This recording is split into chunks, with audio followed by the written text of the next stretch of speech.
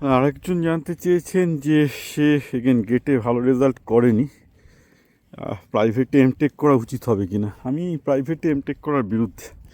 আমি বলবো তুমি গেটে দেখো 80-90% একটু বেশি করতে পারো কি না, দিয়ে আইআইটিগুলোতে এমএস বাই ডিগ্রি যেগুলো আছে, মানে যেগুলো বাই রিসার্চ মাস্টার ডিগ্রি দেয়, সেইগুলোতে ট্রাই করো। কারণ আলটিমেটলি দেখো এমটেক করছো একটা চাকরির জন্য, বিটেক করে যদি চাকরি না পেয়ে থাকে এমটেক করে যে চাকরি পাবে সেই গ্যারান্টি কেউ দিতে পারছে না। আরও স্লিম আমি বলবো, চাকরি পেলে বিটেক করে পেয়ে যেতে।